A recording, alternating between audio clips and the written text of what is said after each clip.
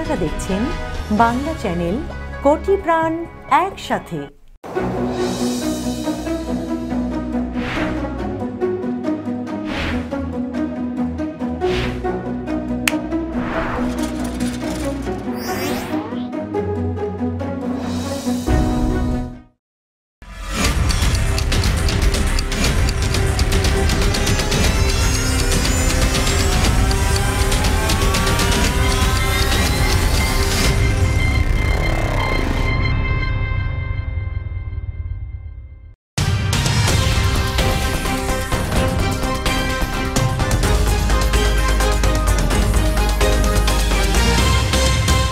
এখন দেখবেন বাংলা সংবাদ সৌজন্যে New Haque and sons, mega homes realty, রূপসীবাংলা.us, খামারবাড়ি, attorney Moin Chowdhury law firm PC এবং New York insurance brokerage.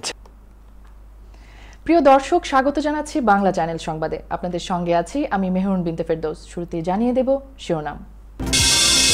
Supreme কোর্টেও হেরে গেলেন ট্রাম্প। 4 স্টেটের ভোটের ফল চ্যালেঞ্জ করে টেক্সাসে ট্রাম্পপন্থী অ্যাটর্নি জেনারেলের মামলা। দায়িত্ব নেওয়ার প্রথম 100 দিনে 10 কোটি মানুষকে টিকা দেওয়ার ঘোষণা বাইডেনের। নয়া স্বাস্থ্যমন্ত্রী ও সিডিসি প্রধানের নাম ঘোষণা। যুক্তরাষ্ট্রে বেকারত্বের হার 100 বছরের মধ্যে সর্বোচ্চ। বিনামূল্যের খাদ্য সহায়তা পেতে ফুড ব্যাংকে দীর্ঘ সারি। ফাইজারের করোনা টিকা হালাল না হারাম তা নিয়ে ব্রিটেনে বাংলাদেশি কমিউনিটিতে তুমুল বিতর্ক। টিকা নিতে চান না অনেকেই। এবং স্বরাষ্ট্রমন্ত্রী অমিত শাহের সঙ্গে কৃষকদের আলোচনা ব্যর্থ। দিল্লি ঘেরাও কর্মসূচি জোরদার। বুধবারের বৈঠকও বাতিল। শুনছিলেন শিরোনাম, এবার বিস্তারিত। জো বাইডেনের প্রেসিডেন্ট হওয়া আটকাতে সুপ্রিম কোর্টে গিয়েও ব্যর্থ হলেন প্রেসিডেন্ট ডোনাল্ড ট্রাম্প। যুক্তরাষ্ট্রের সর্বোচ্চ আদালত ট্রাম্পের একটি মামলা খারিজ করে দিয়েছেন। অবশ্য এতেও দমে যায়নি ট্রাম্প শিবির। বাইডেনকে আটকাতে 4 স্টেটের ফল বাতিলে নতুন মামলা করেছেন টেক্সাসের ট্রাম্পপন্থী অ্যাটর্নি জেনারেল। বিস্তারিত রিপোর্টে।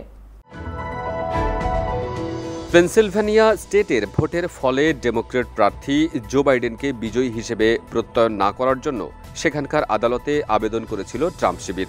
পেনসিলভানিয়ার আদালত মেইলে দেওয়া ভোট বাতিলের দাবিতে করা এই মামলা আগেই খারিজ করে দেয়। পরে সুপ্রিম কোর্টে আপিল করে ট্রাম্প শিবির। ট্রাম্পের আশা ছিল সুপ্রিম কোর্টে তার নিয়োগ দেওয়া 3 জন রক্ষণশীল বিচারপতি তার পক্ষে রায় দেবেন। মঙ্গলবার সুপ্রিম কোর্ট ট্রাম্প শিবিরের মামলাটি খারিজ করেন। ফলে ট্রাম্প আরেকটি বড় ধাক্কা খেলেন। এই রায়ের ফলে রাজনৈতিক ও আইনি দুভাবেই ট্রাম্প হেরে গেলেন। ফলে আগামী সপ্তাহে ইলেকটোরাল কলেজ বৈঠকে বাইডেনের আনুষ্ঠানিক জয়ের ঘোষণা ঠেকানোর সব পদ বন্ধ হলো। তবে জর্জিয়া, অ্যারিজোনা ও উইসকনসিন স্টেটের একাধিক মামলা 8 ডিসেম্বর পর্যন্ত নিষ্পত্তি হয়নি। সর্বশেষ টেক্সাস স্টেটের অ্যাটর্নি জেনারেল কেন প্যাক্সটন অন্য 4 স্টেটের ভোটের ফল চ্যালেঞ্জ করে মামলা করেছেন সুপ্রিম কোর্টে। এই পদক্ষেপকে নির্বাচনের ফল পাল্টে দেওয়া বা সময়ক্ষেপণের আরেকটি হীন প্রচেষ্টা বলে মনে করা হচ্ছে। মামলায় জর্জিয়া, মিশিগান, পেনসিলভানিয়া ও উইসকনসিন স্টেটের ভোটে অনিয়ম জড়িত ছিল এবং তার তদন্ত প্রয়োজন বলে আবেদন জানানো হয়েছে।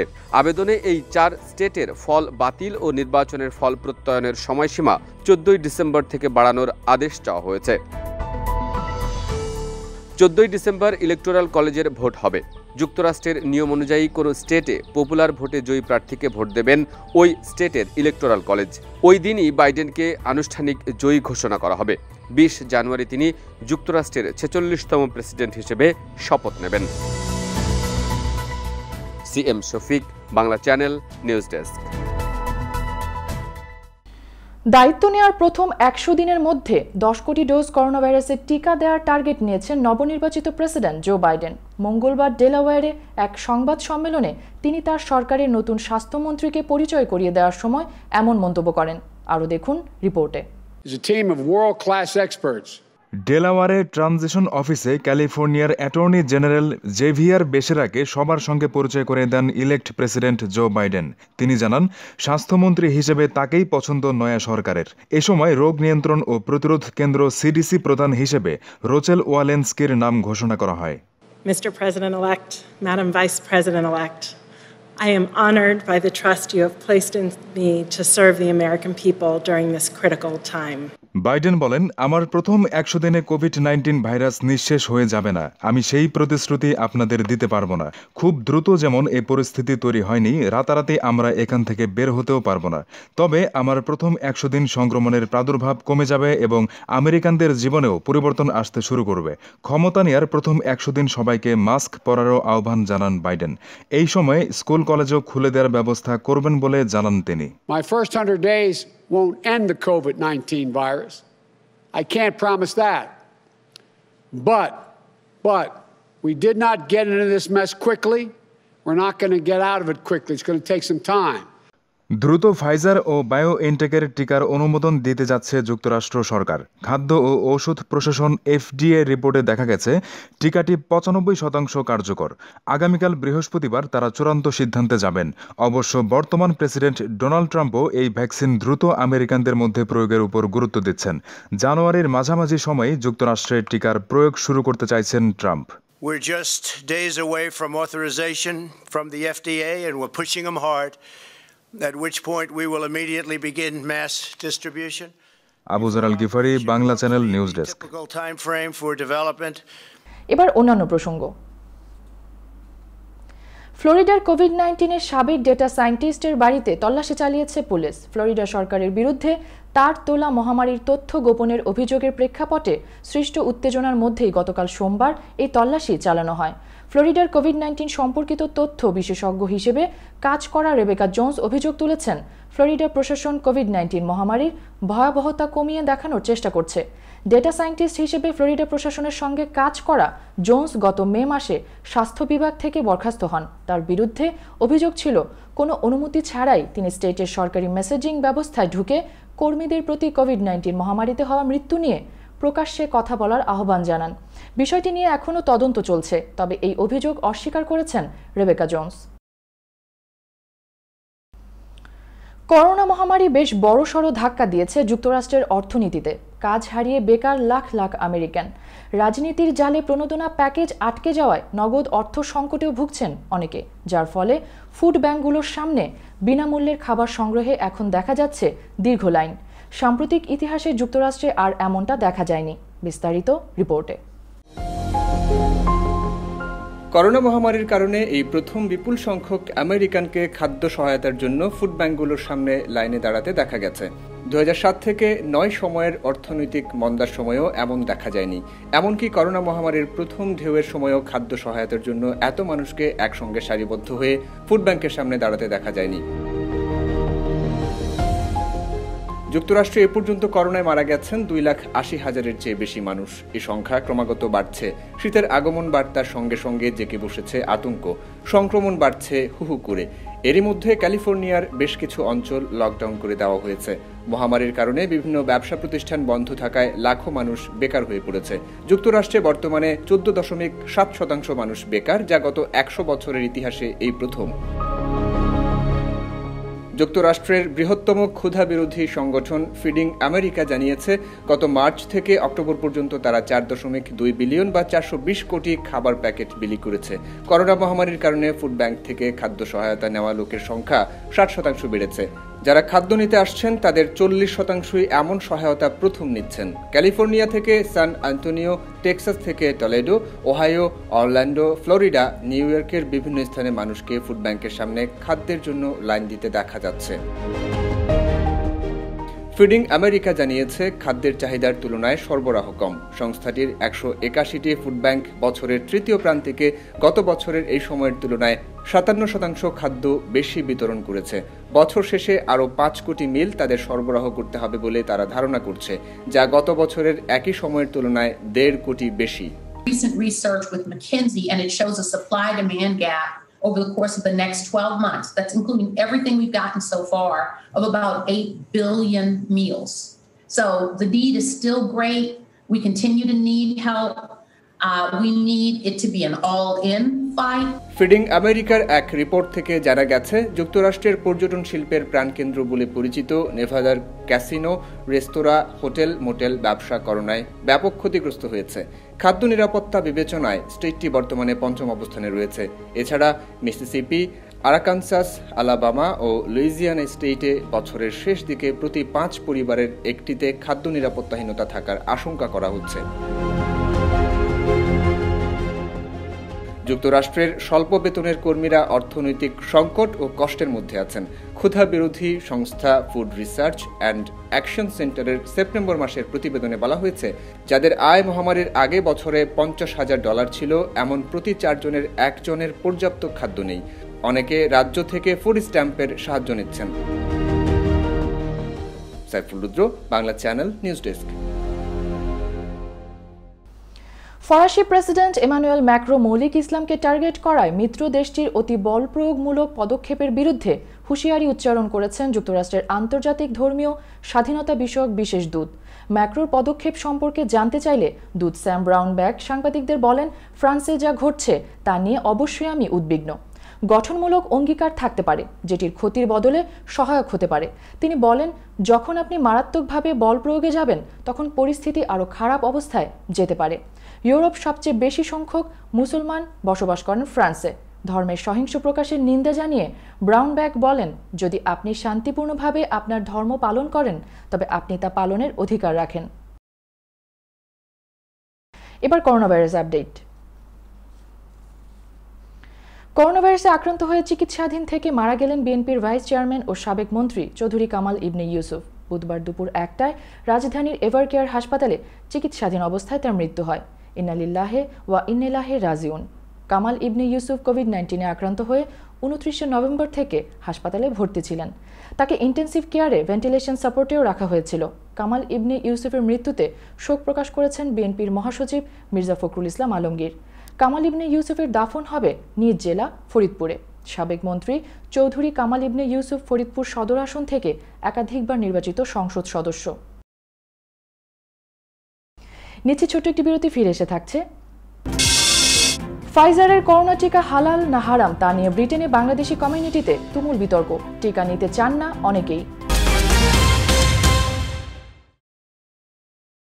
আমেরিকায় সকল বাংলাদেশি ব্যবসায়ী ভোক্তা সমাজের প্রতি নিবেদন, স্কয়ার ফুড অ্যান্ড বেভারেজ লিমিটেডের পণ্য সামগ্রী, রাঁধুনি, রুচি ও চাষি ব্র্যান্ডের একমাত্র বৈধ আমদানিকারক এবং সরবরাহকারী নিউ হক অ্যান্ড সন্স। স্কয়ারের পণ্য সামগ্রী যুক্তরাষ্ট্রেই আমরাই একমাত্র পরিবেশক। বাংলাদেশি কিছু অসাধু ব্যবসায়ী খুচরা বাজার থেকে মেয়াদোত্তীর্ণ পণ্য সরবরাহ করছে, তাই যুক্তরাষ্ট্রের সকল ব্যবসায়ী ভোক্তাদের অনুরোধ করা যাচ্ছে, পণ্য ক্রয়ের পূর্বে new Haque and sons coding করা দেখে কিনুন। ফ্রেশ মাংস ও দেশি মাছ কেনার কথা ভাবছেন? আমরা শুধুই হালাল ফ্রেশ মাংস ও দেশি মাছ বিক্রি করি। জ্যাকসন হাইটসে আমরা নতুন, কিন্তু অন্যান্যদের সাথে আমাদের হালাল ফ্রেশ মাংস ও দেশি মাছের তুলনা করলেই বুঝতে পারবেন তাদের সাথে আমাদের পার্থক্য। আমরা নিশ্চিত আপনি একবার আমাদের মাছ মাংসের স্বাদ পেলে আর অন্য কোথাও যাবেন না। শুধু একবার আমাদের মাছ মাংস পরখ করে দেখুন। আপনাদের সুবিধার্থে আমরা এখন জ্যাকসন হাইটসের আপনা বাজারের ভিতরে। Mama's halal meat and fish, 7220 37th avenue, Jackson Heights, New York 11372. Phone 718-685-2855.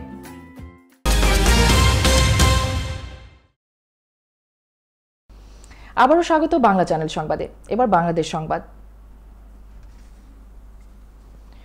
বিশ্বের 100 ক্ষমতাধর নারীর তালিকা প্রকাশ করেছে যুক্তরাষ্ট্র ভিত্তিক সাময়িকী ফোর্বস। এই তালিকায় 39তম অবস্থানে রয়েছেন প্রধানমন্ত্রী শেখ হাসিনা। এবছর ক্ষমতাধর 100 নারীর প্রথম স্থানে রয়েছেন জার্মানির চ্যান্সেলর অ্যাঙ্গেলা মার্কেল। তিনি এই নিয়ে টানা 10 বার এই অবস্থান অর্জন করলেন। যুক্তরাষ্ট্রের নবনির্বাচিত ভাইস প্রেসিডেন্ট কামালা হ্যারিস প্রথমবার এই তালিকায় প্রবেশ করেছেন, তবে প্রথমেই তিনি এই তালিকার তৃতীয় স্থান দখল করে নিয়েছেন। এছাড়া ধনকুবের ও সমাজসেবী বিল গেটস পত্নী মেলিন্ডা গেটস রয়েছেন 5ম স্থানে। ডেমোক্রেট নেত্রী হাউস স্পিকার ন্যান্সি পেলোসি রয়েছেন 7ম স্থানে। কামালা সহ চলতি বছরের এই তালিকায় মোট 17 নতুন মুখ রয়েছেন। এই সাময়িকীর গত বছরের করা তালিকায় প্রধানমন্ত্রী শেখ হাসিনা ছিলেন 29তম অবস্থানে। ভাস্কর্য বিরোধী বক্তব্যে সহযোগিতা করার অভিযোগে বিএনপি চেয়ারপারসন বেগম খালেদা জিয়া ও তার ছেলে, দলের senior vice president Tarique Rahman এবং মহাসচিব মির্জা ফখরুল ইসলাম আলমগীরের বিরুদ্ধে মানহানি মামলা করা হয়েছে।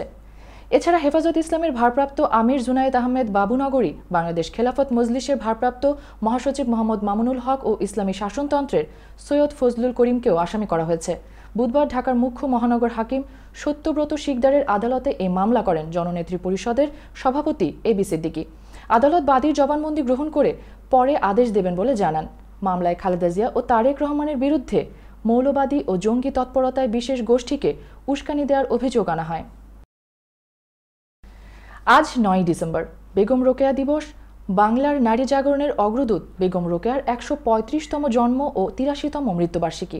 দিনটি উপলক্ষে সরকারি ও বেসরকারি পর্যায়ে নানা কর্মসূচি পালিত হয়। রাষ্ট্রপতি আব্দুল হামিদ ও প্রধানমন্ত্রী শেখ হাসিনা বাণী দিয়েছেন। বিস্তারিত রিপোর্টে।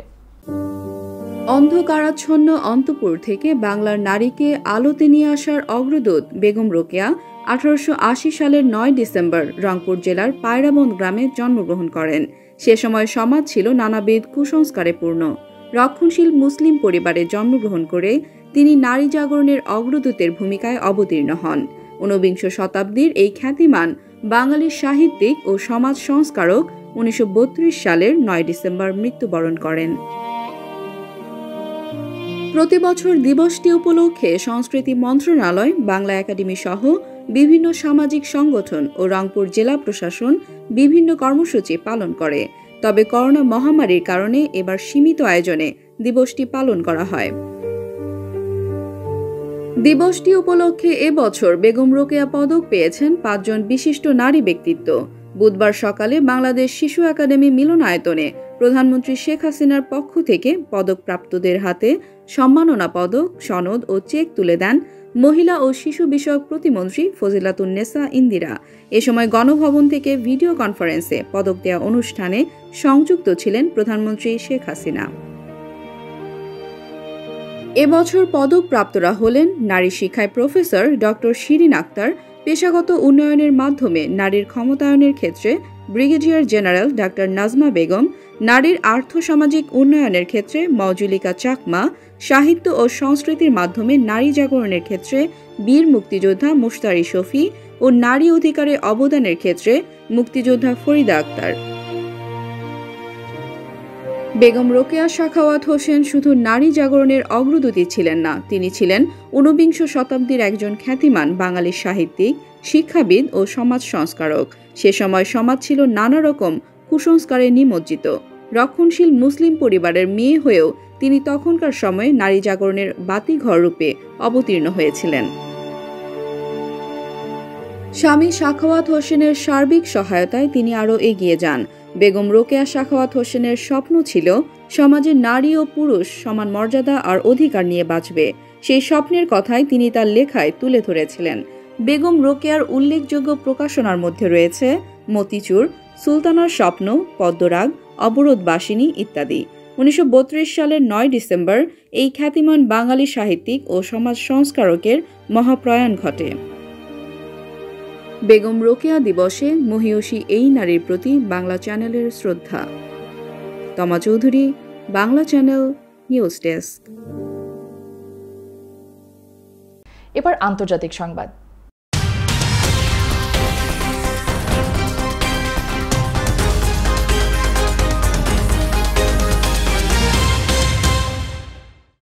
রাশিয়ার পররাষ্ট্রমন্ত্রী সের্গেই ল্যাভরভ বলেছেন তার দেশ এবং চীন পশ্চিমা চাপের কাছে কখনো নতি স্বীকার করবে না এবং যুক্তরাষ্ট্র ও পশ্চিমা মিত্রদের নেতৃত্বাধীন বিশ্ব ব্যবস্থা মেনে নেবে না।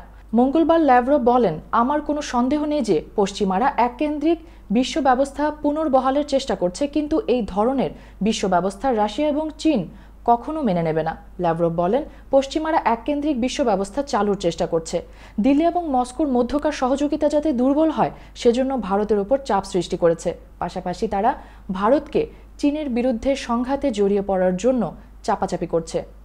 ল্যাভরভ স্পষ্ট করে বলেন, রাশিয়া ও ভারতের মধ্যকার প্রযুক্তিগত এবং সামরিক সহায়তা বাতিল করার জন্য নয়াদিল্লির ওপর ব্যাপক চাপ সৃষ্টি করেছে যুক্তরাষ্ট্র। এছাড়া পশ্চিমা দেশগুলো ভারতকে চীন বিরোধী যুদ্ধে জড়িয়ে দেওয়ার জন্য চেষ্টা করছে। পৃথিবীর সর্বোচ্চ পর্বতশৃঙ্গ মাউন্ট এভারেস্টের উচ্চতা আরও বাড়ল। আগের ৮,৮৪৮ মিটারের জায়গায় এখন হবে ৮,৮৪৮.৮৬ মিটার। এভারেস্টের উচ্চতা নিয়ে কয়েকটি দেশের মতভেদ ছিল, কিন্তু সেসব মতভেদকে পাশ কাটিয়ে নেপালের পরিমাপ ৮,৮৪৮ মিটার উচ্চতায় গ্রহণযোগ্যতা পায়। অন্যদিকে এভারেস্ট পর্বতের সীমানা সংযুক্ত দেশ চীনের পরিমাপে এভারেস্ট চূড়ার উচ্চতা ছিল ৮,৮৪৪.৪৩ মিটার। এবার দুই প্রতিবেশী দেশ চীন ও নেপালের যৌথ জরিপ ও পরিমাপে নতুন উচ্চতা পেল এভারেস্ট চূড়া। 2019 ও 2020 সালে নেপাল ও চীন উভয় দেশে তাদের নিজস্ব অংশে সার্ভেয়ার পাঠায়। নতুন করে মাপা হয় এভারেস্টের উচ্চতা। নতুন মাপের ফলে চীনের আগের মাপ থেকে প্রায় 4 মিটার উচ্চতা বৃদ্ধি পায়, আর নেপালের মাপ থেকে বাড়ে 86 সেন্টিমিটার। এভারেস্ট চূড়ার উচ্চতা নিয়ে উদ্বেগ তৈরি হয় 2015 সাল থেকে। ধারণা করা হয়েছিল ওই বছরের বড় ধরনের ভূমিকম্পের পর এভারেস্ট পর্বতটি সংকুচিত হয়েছে। বিশ্বের প্রথম দেশ হিসেবে আমেরিকান কোম্পানি ফাইজারের তৈরি করোনা ভ্যাকসিন দেওয়া শুরু করেছে যুক্তরাজ্য। আর এর দুদিন যেতে না যেতেই সেখানকার প্রবাসী বাংলাদেশিরা দ্বিধা বিভক্ত হয়ে বিতর্কে জড়িয়েছেন। তাদের কেউ বলছেন এই টিকা হালাল, কেউ আবার বলছেন টিকাটি হারাম। বিস্তারিত রিপোর্টে। করোনা ভাইরাসে ইতোমধ্যে বিশ্বের 6,85,00,000 মানুষ আক্রান্ত হয়েছেন, আর এই ভাইরাসের সংক্রমণে 15,62,000-এরও বেশি মানুষ মারা গেছেন। এর মধ্যে এই টিকা হালাল না হারাম এই নিয়ে লন্ডনের বাংলাদেশি কমিউনিটিতে বিতর্ক চলছে। জানা গেছে পূর্ব লন্ডনের বাংলাদেশি ও মুসলিম অধ্যুষিত Tower Hamlets, Hackney, Newham, Barking, ডেগেনহামে কোভিড-19 নিয়ে আলাদাভাবে সচেতনতামূলক কার্যক্রম করছে বাংলা হাউজিং অ্যাসোসিয়েশন ও চ্যারিটি সংস্থা ইস্ট হ্যান্ডস। দুটি সংস্থার কাছেই গত কয়েকদিন ধরে মুসলিম বাংলাদেশিদের অনেকের কাছ থেকে একটি প্রশ্ন এসেছে, ব্রিটেন যে করোনা ভ্যাকসিন ফাইজারের অনুমোদন দিয়েছে সেটা হালাল নাকি হারাম। অনেকেই বলছেন তারা এই ভ্যাকসিন নিতে চান না, কারণ এটি হারাম না হালাল তারা তা জানেন না। যারা প্রশ্ন করেছেন তাদের বয়স 40 থেকে 70 বছর। ভ্যাকসিন নিয়ে বিভ্রান্তির কারণে ব্রিটিশ ইসলামিক মেডিকেল অ্যাসোসিয়েশন বিমা তাদের এক সংবাদ বিজ্ঞপ্তিতে জানিয়েছে তারা নিশ্চিত ব্রিটেনে যে ফাইজার ভ্যাকসিনের অনুমতি দিয়েছে সেটিতে কোনো ধরনের পশুর চর্বি বা অংশ নেই। তারা আরও উল্লেখ করেন ভ্যাকসিনটি স্বতন্ত্র মেডিসিন রেগুলেটরি বডি দ্বারা পরীক্ষিত, তাই এটা নিশ্চিত যে সাধারণ অন্যান্য ভ্যাকসিনে যেমন সামান্য জ্বর আসে তেমন ছাড়া কোনো বড় পার্শ্ব প্রতিক্রিয়া নেই। অনেকেই আবার রেফারেন্স হিসেবে একটি হাদিসও প্রচার করছেন, যাতে বলা হচ্ছে একবার সাহাবীদের জন্ডিস হওয়ার পর আমাদের নবী হজরত মুহাম্মদ সাল্লাল্লাহু আলাইহি ওয়াসাল্লাম উটের দুধের সাথে খুব অল্প পরিমাণ উটের পেশাব মিশ্রিত করে খেতে বলেন। এখানে উটের দুধ হালাল আর পেশাব হারাম। একবার যেহেতু আমাদের নবী এটা করার অনুমতি দিয়েছেন তাই এটা নেওয়া যায়। মহামারীকালে বাঙালি কমিউনিটির এমন বিতর্ক বেশ আলোচনার জন্ম দিয়েছে। Kanis Fatema Nipa, Bangla channel, news desk. নিচ্ছে আরও একটি বিরতি, ফিরে এসে থাকছে। স্বরাষ্ট্রমন্ত্রী অমিত শাহের সঙ্গে কৃষকদের আলোচনা ব্যর্থ, দিল্লি ঘেরাও কর্মসূচি জোরদার, বুধবারের বৈঠকও বাতিল। মেগা হোমস রিয়েলটি, স্বপ্ন আপনার, দায়িত্ব আমাদের। পছন্দের বাড়িটির জন্য আসুন আমাদের কাছে। Mega homes realty, buy, sell, rent, invest ও শর্ট সেল। আমরা ফোরক্লোজ থেকে আপনার বাড়ি রক্ষা করতে সহায়তা করি। Mega homes realty, commercial and residential real estate firm. আমাদের সাথে যোগাযোগের ঠিকানা Moinul Islam, 3211 35th avenue, Astoria, New York 11106। Telephone 9175354131। Email moinul4@gmail.com। নিরাপত্তা নিয়ে উদ্বিগ্ন? বিশ্বের যে কোনো প্রান্তে বসে নজর রাখুন বাড়ি, অফিস বা ব্যবসা প্রতিষ্ঠান। আপনার পরিবার, কর্মক্ষেত্র বা প্রতিষ্ঠানের টোটাল সিকিউরিটি সলিউশন নিশ্চিত করতে digital security system and networking inc বিশ্বস্ত একটি নাম। Weatherproof night vision, CC camera, networking, installation এবং সার্বিক সেবায় রয়েছে আমাদের দক্ষ টিম ও অভিজ্ঞতা। যোগাযোগ করুন MD Ziaur Rahman Chowdhury, Litu, 16709 Hillside Avenue, second floor, suite 2A, Jamaica, New York 11432। Cellphone নম্বর 9418223090। Email lituchaudhuri2009@yahoo.com। আপনার নিশ্চিন্ত নিরাপত্তা আমাদের স্বস্তি।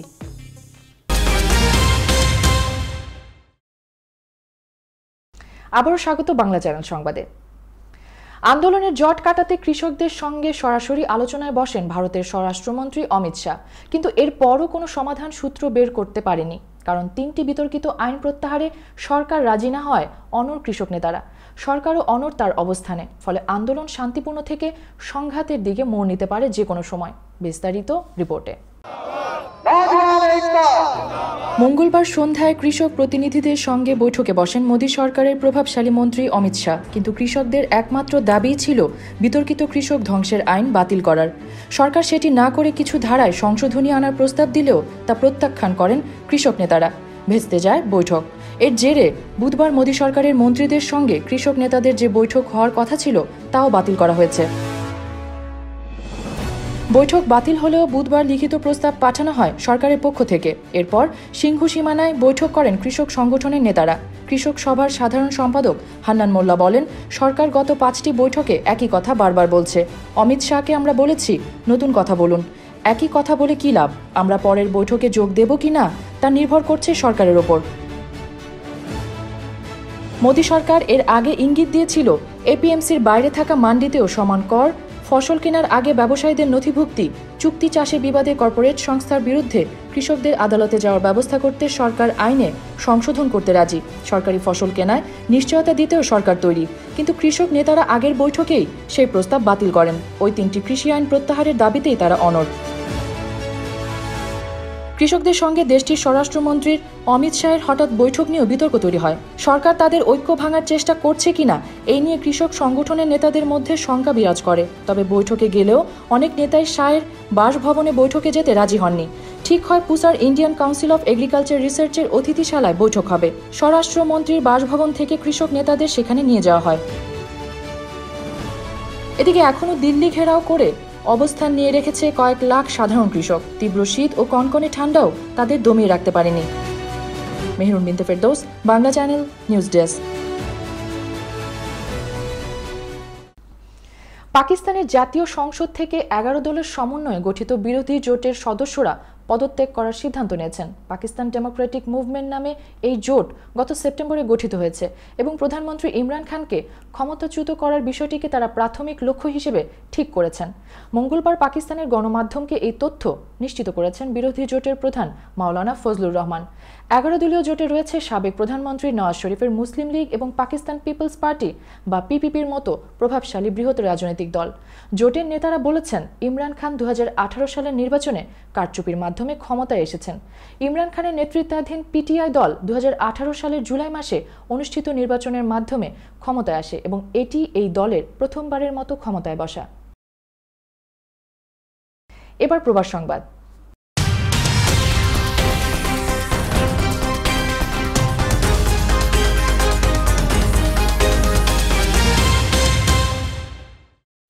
জাতির জনক বঙ্গবন্ধু শেখ মুজিবুর রহমানের ভাস্কর্য ভাঙচুর এবং সাম্প্রদায়িক মৌলবাদীদের বিরুদ্ধে প্রতিবাদ সভা করেছে বাংলাদেশ ছাত্রলীগ স্পেন শাখা।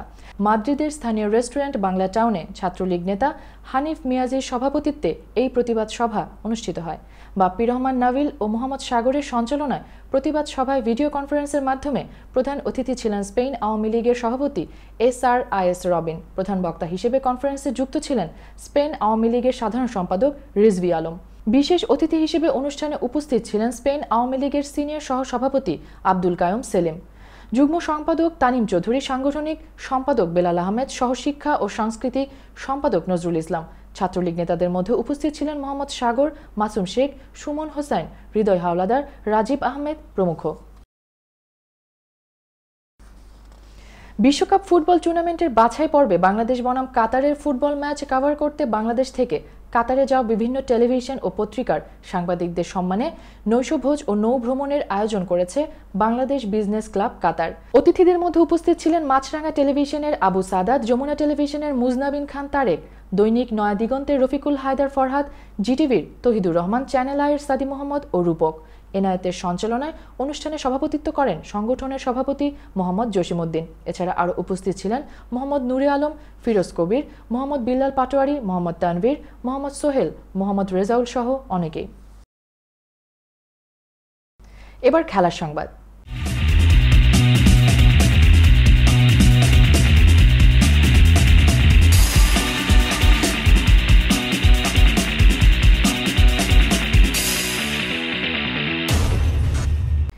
বর্ণবাদের অভিযোগে চ্যাম্পিয়ন্স লিগের একটি ম্যাচ শেষ না করেই নজিরবিহীনভাবে মাঠ ছেড়েছেন প্যারিস সেন্ট জার্মান ও ইস্তানবুল বাশাকশেহিরির খেলোয়াড়রা। ফলে মঙ্গলবারের ম্যাচটি স্থগিত করতে বাধ্য হয়েছে উয়েফা।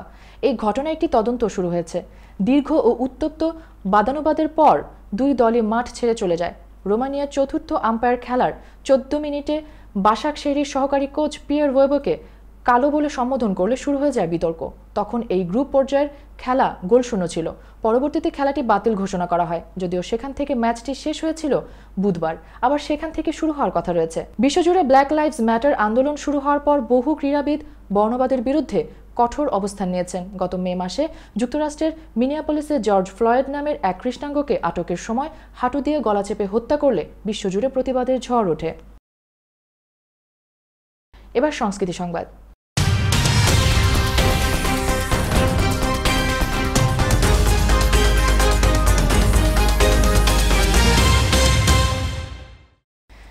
বিখ্যাত গায়ক গীতিকার সুরকার বব ডিলান তার সব গানের স্বত্ব বিক্রি করে দিয়েছেন। প্রায় 60 বছর ধরে গাওয়া ও সুর করা তার 600টিরও বেশি গানের স্বত্ব ইউনিভার্সাল মিউজিক পাবলিশিং গ্রুপকে দিয়ে দিয়েছেন এই আমেরিকান গায়ক। বব ডিলান ও ইউনিভার্সালের মধ্যকার চুক্তির বিষয়টি সোমবার প্রকাশিত হয়।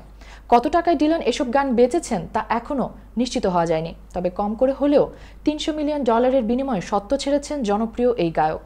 ডিলান 1960-এর দশক থেকে 5 দশকেরও অধিক সময় ধরে জনপ্রিয় ধারার সঙ্গীতের অন্যতম প্রধান পুরুষ হিসেবে প্রতিষ্ঠিত।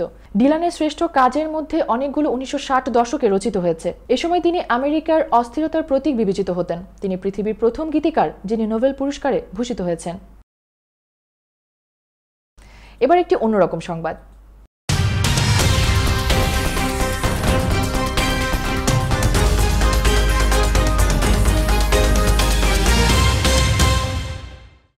ভবিষ্যৎবাণীর জন্য এখনও বিশ্ববাসীকে নাড়া দেন ফরাসি জ্যোতিষী নস্ট্রাদামুস। 1955 সালে তিনি মোট 942টি ভবিষ্যৎবাণী করেছিলেন। তার বেশিরভাগই মিলে গিয়েছে বলে দাবি করা হয়ে থাকে। এবার তার একটি ভবিষ্যৎবাণী নিয়ে চলছে জোর আলোচনা। তিনি নাকি বলেছিলেন 2020 থেকে 2021 সালটা হবে আরও ভয়াবহ। বিস্তারিত রিপোর্টে। নস্ট্রাদামুস নাকি অনেক আগেই 2020 সালে বিশ্বজুড়ে এক মহামারীর ভবিষ্যৎবাণী করেছিলেন, কিন্তু 2021 সালের জন্য তার ভবিষ্যৎবাণী আরও ভয়ঙ্কর। সোশ্যাল মিডিয়ার ভাইরাল কিছু পোস্টের দাবি 2021 সালের জন্য নস্ট্রাদামুসের একটি ভবিষ্যৎবাণী ছিল রাশিয়ার এক জৈব বিজ্ঞানী এমন এক জৈবাস্ত্র তৈরি করবেন যা ধ্বংস করে দেবে গোটা পৃথিবীর মানুষকে। বিজ্ঞানী মহলের একাংশের দাবি পৃথিবী ধ্বংসের আগে ঘন ঘন প্রাকৃতিক বিপর্যয়, দুর্ভিক্ষ, মহামারী ও ভূমিকম্প হবে। করোনা মহামারীর পরও পৃথিবীতে বিশাল খাবারের সংকট হতে পারে বলে মনে করছে কোনো কোনো মহল। গোটা পৃথিবীতে বর্তমানে 50% মানুষ বসবাস করেন সমুদ্র উপকূলবর্তী এলাকায়। এখন যেভাবে উষ্ণায়ন হচ্ছে তাতে রোজই বাড়ছে সমুদ্রের পানির স্তর। ফলে কোনো একটা সময় উপকূলবর্তী অঞ্চল সমুদ্রের পানিতে ডুবে যাওয়াও অসম্ভব কিছু নয়। নস্ট্রাদামুস দ্বিতীয় বিশ্বযুদ্ধ, হিটলারের উত্থান, কমিউনিজমের পতন, আমেরিকান প্রেসিডেন্টের হত্যা ও ইসরায়েলের রাষ্ট্রের গঠনের মতো ঘটনার ভবিষ্যৎবাণী করেছিলেন। তবে নস্ট্রাদামুসের ভবিষ্যৎবাণীর ভাষা ও তার ইঙ্গিত নিয়ে এখনও বিতর্ক রয়েছে। Rifat Tasnuva, Bangla channel, news desk. এই ছিল বাংলা চ্যানেল সংবাদের শেষ করার আগে শিরোনামগুলো জানিয়ে দিচ্ছি আরও একবার। সুপ্রিম কোর্টেও হেরে গেলেন ট্রাম্প। 4 স্টেটের ভোটের ফল চ্যালেঞ্জ করে টেক্সাসে ট্রাম্পপন্থী অ্যাটর্নি জেনারেলের মামলা। দায়িত্ব নেওয়ার প্রথম 100 দিনে 10 কোটি মানুষকে টিকা দেওয়ার ঘোষণা বাইডেনের। নয়া স্বাস্থ্যমন্ত্রী ও সিডিসি প্রধানের নাম ঘোষণা। যুক্তরাষ্ট্রের বেকারত্বের হার 100 বছরের মধ্যে সর্বোচ্চ। বিনামূল্যের খাদ্য সহায়তা পেতে ফুড ব্যাংকে দীর্ঘ সারি। ফাইজারের করোনা টিকা হালাল না হারাম তা নিয়ে ব্রিটেনে বাংলাদেশি কমিউনিটিতে তুমুল বিতর্ক। টিকা নিতে চান না অনেকেই। এবং স্বরাষ্ট্রমন্ত্রী অমিত শাহের সঙ্গে কৃষকদের আলোচনা ব্যর্থ। দিল্লি ঘেরাও কর্মসূচি জোরদার। বুধবারের বৈঠকও বাতিল। নিয়মিত বাংলা চ্যানেল দেখতে চোখ রাখুন ফেসবুক, ইনস্টাগ্রাম, টুইটার ও ইউটিউব চ্যানেলেও। প্রতিদিন বাংলা চ্যানেল রাতের সংবাদ দেখুন নিউ ইয়র্ক সময় রাত 9টায় এবং বাংলাদেশ সময় সকাল 8টায়। এছাড়াও ভিজিট করুন বাংলা চ্যানেলের অফিসিয়াল ওয়েবসাইট www.banglachannel24.com। দর্শক, করোনাভাইরাস মহামারীর সময়ে সুরক্ষিত থাকতে 20 সেকেন্ড ধরে হাত ধোয়ার অভ্যাস চালু রাখুন। প্রয়োজনে হ্যান্ড স্যানিটাইজার ব্যবহার করুন। বাইরে গেলে অবশ্যই নিজের সুরক্ষায় মাস্ক ব্যবহার করুন। সুস্থ থাকুন, বাংলা চ্যানেলের সঙ্গেই থাকুন।